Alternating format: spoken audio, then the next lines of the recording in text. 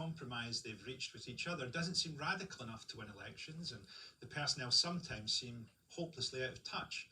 Nothing sums up their misguided approach to resolving an issue better than this video starring multiple Labour MPs to raise awareness of large corporations ripping off their staff. And there won't be another time no more on Sundays.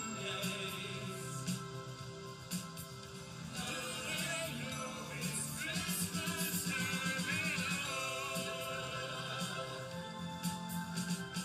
B&Q, Tesco and Waitrose, John Lewis, Cafe Nero and Keys.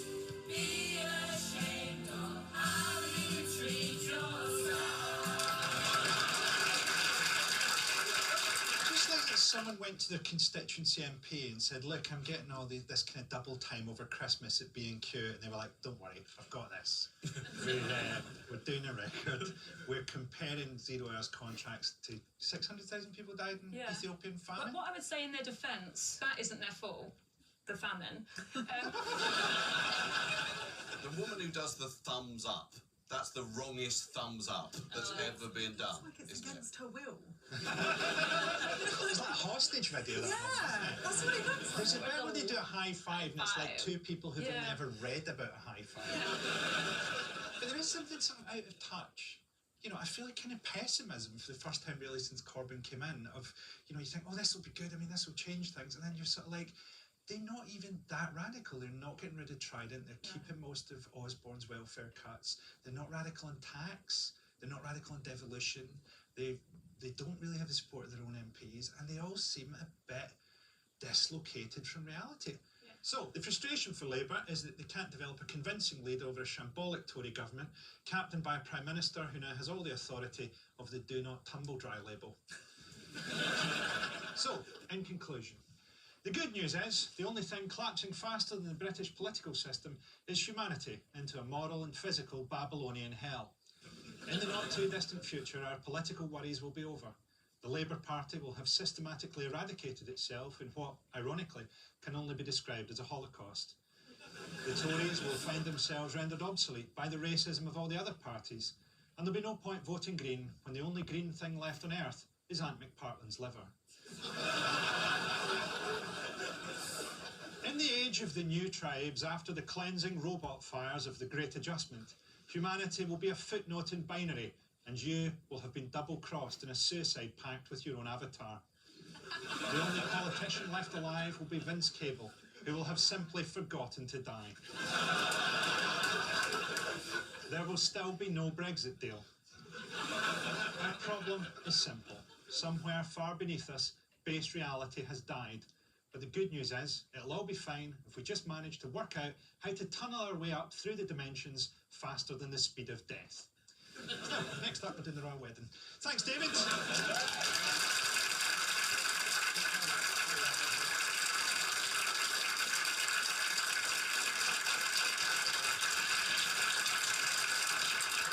Our next motion, on the eve of the Royal Wedding. We have 12 hours left to abolish the monarchy.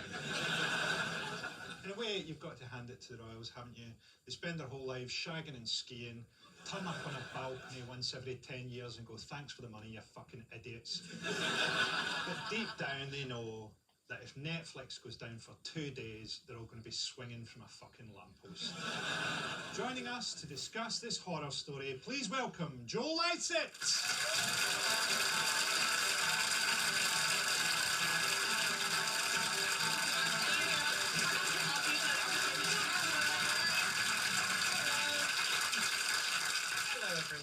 How you doing, Joel? Are you looking forward to the Royal Wedding debacle? Yeah, sort of am. I can't really work out what to think of it, because I think that the monarchy and marriage are both archaic institutions and a bit daft, but they're also really fun. And I feel like if you're going to have a monarchy, like do it properly and kick people off castles kind of stuff. You know, like the little urchins that sort of work there should be treated as such. So what you mean is like a wedding where if he decides he wants a new wife, he'll chop this one's head off? I would love that, wouldn't I? What you mean about an archaic ceremony? Isn't it so weird that a dad gives away his daughter anyway? The idea that if you want to marry someone, you have to go up to their dad and go, can I have it? That was one thing that I got really frustrated about with like gay marriage. Great that we've got it, fab. It's the presumption that then that's all done now. That's like we've finished with gay rights now because they can get married. It's very cynical, Joe. I'm single and I'm lonely. They polled Brits actually on whether they're comfortable with a member of the royal family marrying someone of a different race, and like loads of them were okay with it. Are you comfortable with them marrying someone who's divorced? Loads of them are okay with it.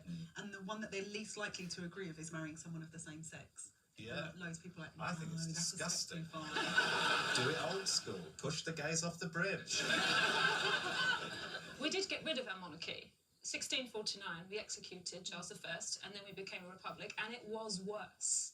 It was worse. He was That like, was no. a long time ago. Yeah, let's give it another Some of shot. us- some of us-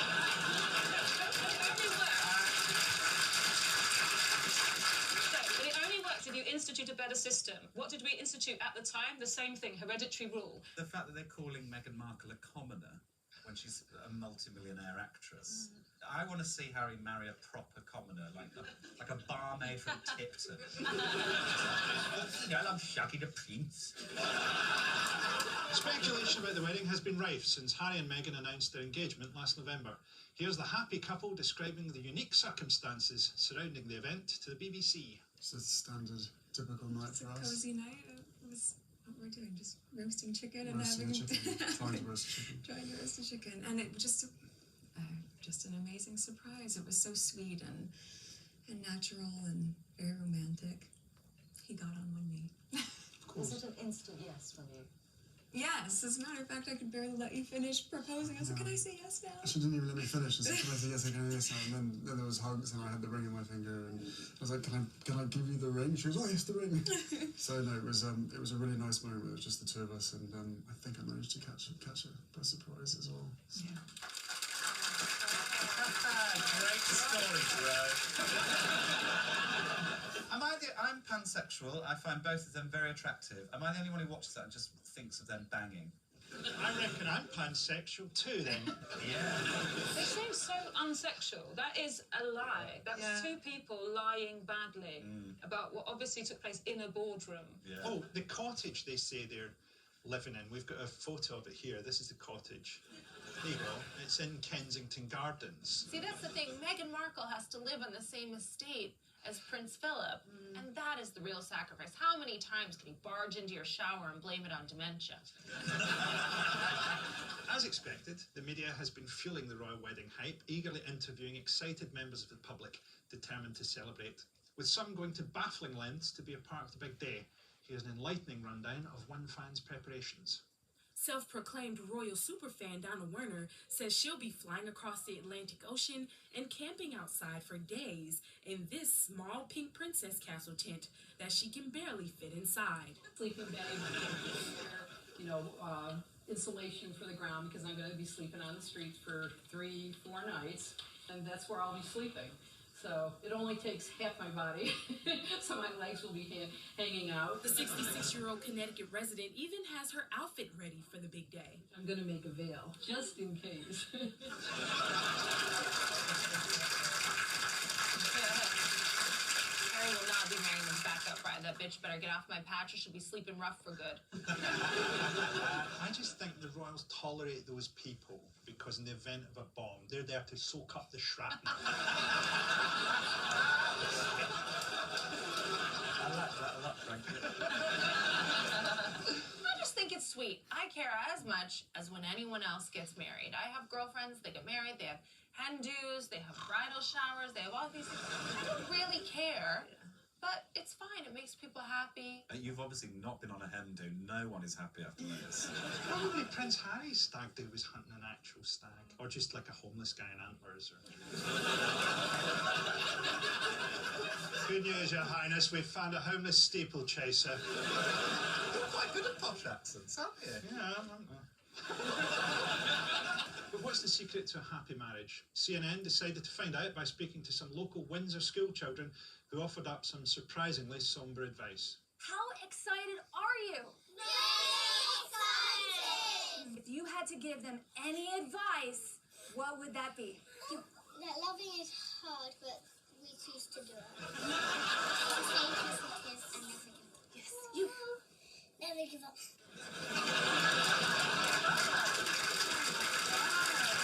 That was tough, man. Like, her parents are clearly going through a divorce. Yeah. The language has filtered its way. I like to also just never give up. To people who have the easiest life. Never give up, no matter how easy it gets. The royal wedding has also given daytime TV plenty to fill their schedules with. Lorraine held a hard-fought competition to find the ultimate Meghan lookalike. Here are some of the enthusiastic hopefuls hitting the streets to meet their public. I first saw the competition on the show. I was watching it at home with my mum and she was like, Ashley, you have to apply. So straight away I entered. It wasn't long before the crowds gathered to give our Megans a taste of life as a lookalike. I just thought that I'd just do it as well, not thinking that anything could come of it at all. I really like Meghan Markle's style. She seems to have a really nice personality. She empowers people and she fights for what she believes in. I think that's very important.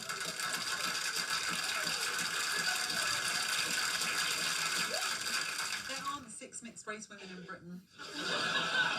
There were such bad lookalikes, I hadn't even really thought of the racial angle. Those kids who said never give up hadn't seen these lookalikes.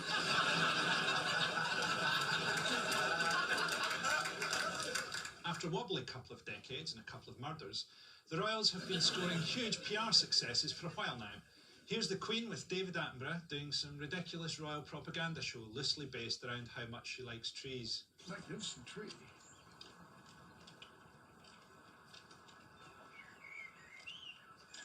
And the conquerors just begin to come. Yes, dogs hate them. Well, hate Well, conquerors. they're very prickly.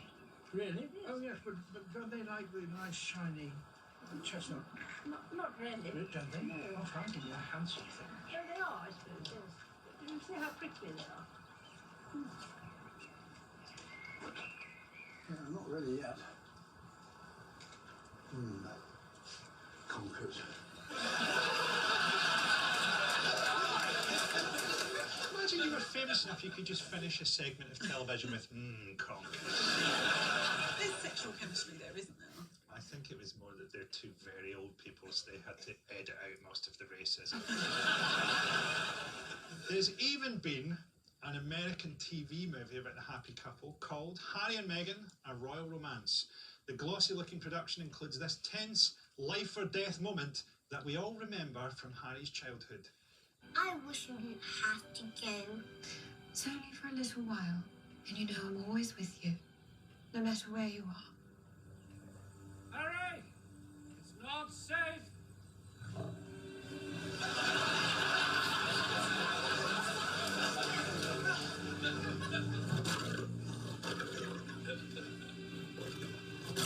Harry, back away.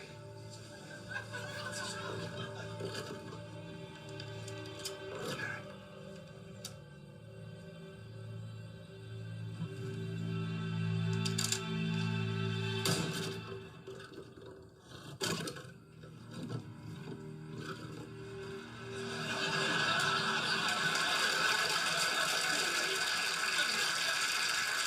Don't shoot it, Daddy. It's a lion, not an Afghan.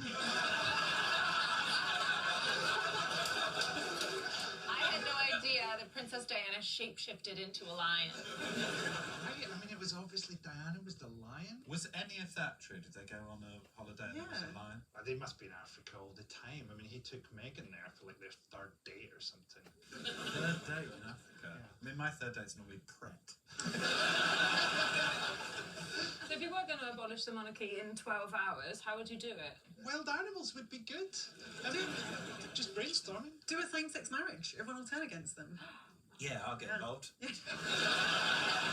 mean, I like the royals. I always have. I think that they're very entertaining. As someone who wasn't born in this country, tourists come. No one's coming here to take a selfie with a clock. Where's the evidence that they really, really bring in that much money from tourism? And they cost us so much money. Plus, they've benefited over the decades, the centuries, from, like, exploiting other people. They benefited personally from slavery. Why do we only have 12 hours left? Well, what happened was the original motion was Prince Philip will die on the day of the royal wedding as a final act of racism.